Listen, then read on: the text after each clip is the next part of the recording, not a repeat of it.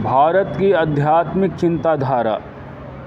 वेदों का कथन है कि मानव की आत्मा अमर है, शरीर वृद्धि और क्षय के नियमों से बद्ध है। जिसकी वृद्धि है उसका क्षय भी अवश्यमेव होगा, परंतु देह मध्यस्थ आत्मा तो असीम एवं सनातन है, वह अनादि और अनंत है। सच्चा धर्म सदैव भावात्मक है, रचनात्मक है, अभावात्मक अथवा ध्वंसात्मक नहीं। सच्चे धर्म की कसौटी तो पवित्र पुरुषार्थ से उद्भूत आत्मा ही है। ईश्वर का व्यक्तित्व हम में अभिव्यक्त है, वह हम में है और हम उसमें हैं। हमारा विश्वास है कि समस्त धर्मों में सत्य के बीज हैं और इसीलिए हिंदू सबको वंदन करता है। हम परमात्मा को विभिन्न संप्रदायों के सर्व सुंदर फूलों का गुलदस्ता अर्पण करेंगे। भारतवर्ष विस्तार में संयुक्त राष्ट्र का आधा ही है, तो भी उसकी जनसंख्या लगभग 30 करोड़ है और वह प्रधानतः 3 धर्म प्रचलित है: इस्लाम, बौद्ध, जैनों सहित और हिंदू।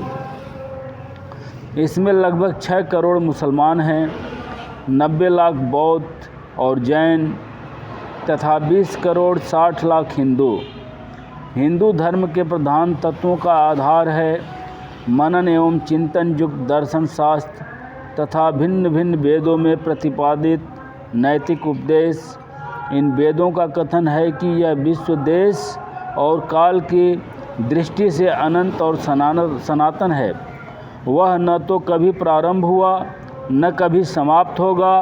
वह चित्त शक्ति इस जड़ जगत में विभिन्न अगणित प्रकारों से प्रकाशित हुई है।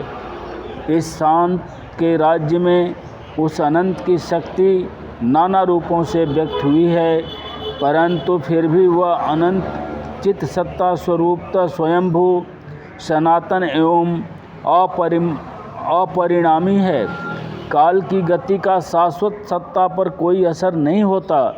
मानव बुद्धि के लिए सर्वथा अगम्य और अगम्य जो अतीन्द्रिय भूमि है, वहाँ न तो भूत है और न भविष्यत। वेदों का कथन है कि मानव की आत्मा अमर है, शरीर वृद्धि और क्षय के नियमों से बद्ध है। जिसकी वृद्धि है उसका क्षय भी अवश्यमेव होगा, परंतु देह मध्यस्थ आत्मा तो असीम एवं सनातन है, वह अनादि और अनंत है। हिंदू और ईसाई धर्म जो प्रधान भेद है वह केवल यही कि ईसाई धर्म कहता है ईसाई धर्म कहता है कि इस संसार में जन्म के साथ ही मनुष्य की आत्मा का प्रारंभ हुआ, और हिंदू धर्म कहता है कि मानव आत्मा उस सनातन परमात्मा की एक किरण मात्र है, अतः स्वयं ईश्वर की नाई उसका भी आदि नहीं। यह मानव आत्मा देह से देहांतर में संक्रमित हो रही है। इस प्रवास में वह कितने ही भिन्न भिन्न रूपों में व्यक्त हुई है एवं होगी। आध्यात्मिक विकास के उस महान नियमानुसार वह अधिकाधिक अभिव्यक्त हो रही है, परंतु जब वह संपूर्ण अभिव्यक्त हो जाएगी तब उसमें और अधिक परिणाम न होगा। इस पर हमेशा शंका की जाती है कि यदि बात ऐसी ही हो तो हमें अपने पूर्व जन्म का कुछ भी स्मरण क्यों नहीं है। इसका समाधान भी है। मन समुद्र की सतह मात्र का नाम ही चेतना अवस्था है, किंतु उसकी गहराई में संचित हैं मानव के समस्त सुखात्मक और दुखात्मक अनुभव। मानव आत्मा कुछ ऐसी चीज़ पाने की तृष्णा रखती है जो अचल हो, अविनाशी हो। शरीर और मन, यही क्या, नाना रूपात्मक समस्त प्रकृति ही अनवरत परिवर्तनशील है, पर हमारी अंतरात्मा की सर्वोच्च अभिलाषा यही है कि उसे कुछ ऐसा प्राप्त हो जाए जिसका परिवर्तन नहीं होता, जो चिर पूर्णता को पा चुका है। और यही है मानव आत्मा की उस अनंत के लिए अभिलाषा। और जितना ही हमारा नैतिक और मानसिक विकास होगा उस अपरिवर्तनशील शाश्वत सत्ता के प्रति हमारी आकांक्षा उतनी ही सुदृढ़ होती जाएगी। आधुनिक बौद्धवाद कहते हैं कि पंचेंद्रियों के अनुभव के बाहर जो कुछ है उसका कोई अस्तित्व है ही नहीं और मानव को स्वतंत्र सत्ता मानना भ्रम मूलक है। इसके विरुद्ध विज्ञानवादियों का मत है कि प्रत्येक व्यक्ति एक स्वतंत्र सत्ता है और मानसिक विज्ञान कल्पना के बाहर बाह्य संसार का कोई अस्तित्व नहीं। पर समस्या का सही हल तो यह है कि प्रकृति स्वतंत्रता और अस्वतंत्रता का वास्तविकता और विज्ञानवाद का एक सम्मिश्रण है। हमारे मन और शरीर बाह्य जगत पर अवलंबित हैं और इस बाह्य जगत के साथ उसके संबंध के अनुरूप इस अधीनता में हेर फेर हुआ करता है, किंतु अंतरात्मा तो मुक्त है। उसी प्रकार जैसे ईश्वर और शरीर तथा मन की विकास अवस्था के अनुसार वह उनकी क्रियाओं को न्यूनाधिक मात्रा में परिचालित कर सकती है। मृत्यु केवल दशा का परिवर्तन है, रूपांतर है। मृत्यु के बाद हम इसी विश्व में रहते हैं और पहले जिन नियमों से शासित होते थे उन्हीं नियमों से शासित होते रहते हैं। सामान्य अवस्था से परे जाकर जिन्होंने सौंदर्य एवं ज्ञान के विकास की उच्च अवस्थाओं को प्राप्त कर लिया है, वे उस सार्वभौमिक सेना के पुरोगामी रक्षक मात्र हैं जो पीछे से उनका अनुसरण कर रही है। श्रेष्ठतम की आत्मा निकृष्टतम की आत्मा से संबंध है और वह अनंत पूर्णता अव्यक्त भाव से बीज रूप में सभी में विद्यमान है। हम केवल आशावादी प्रकृति का संवर्धन कर सभी में स्थित शुभ की ओर दृष्टिपात करना सीखें। यदि हम केवल अपने शरीर और मन के दोष या न्यूनता पर ही सोचते हुए बैठे रहे तो उससे क्या लाभ होगा। विपरीत परिस्थितियों से वीरतापूर्वक मुठभेड़ लेने में ही आत्मोन्नति की कुंजी है। आध्यात्मिक उन्नति के नियमों को आत्मसात करना ही जीवन का उद्देश्य है। हिंदुओं से ईसाई लोग ज्ञान प्राप्त करें और ईसाइयों से हिंदू। संसार के ज्ञान भंडार में प्रत्येक का बहुमूल्य दान है। अपनी संतानों को यह शिक्षा दीजिए कि सच्चा धर्म सदैव भावात्मक है, रचनात्मक है, अभावात्मक अथवा ध्वंसात्मक नहीं। अशुभ एवं असत से केवल बचे रहना ही धर्म नहीं, पर वास्तव में शुभ एवं सत्कार्यों में निरंतर संलग्न रहना ही धर्म है। लोगों को उपदेश देने अथवा ग्रंथों का अध्ययन करने से सच्चे धर्म की प्राप्ति नहीं होती। सच्चे धर्म की कसौटी तो पवित्र पुरुषार्थ से उद्भुत आत्मा ही है। इस संसार में प्रत्येक नवजात शिशु अपने साथ पूर्व जन्मों का संचित अनुभव लेकर आता है और इस अनुभव की छाप हमें उसके मन एवं देह की गढ़न में दृष्टिगोचर होती है।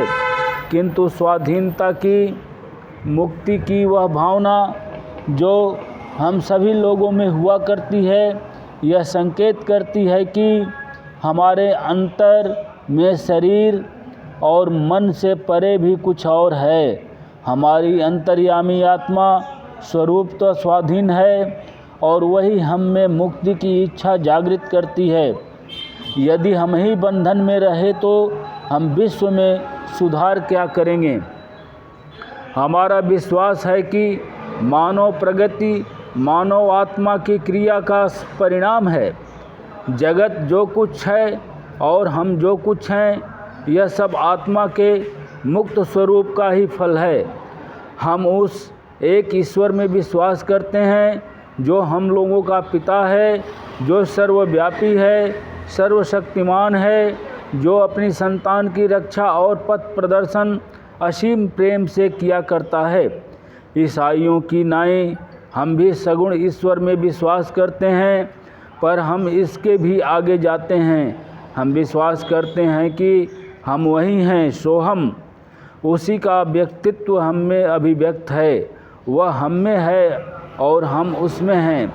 हमारा विश्वास है कि समस्त धर्मों में सत्य के बीज हैं और इसीलिए हिंदू सबको वंदन करता है, क्योंकि इस संसार में सत्य किसी को तिरस्कृत कर देने में नहीं है, वरन सबको अपनाने में है। हम परमात्मा को विभिन्न संप्रदायों के सर्व सुंदर फूलों का गुलदस्ता अर्पण करेंगे।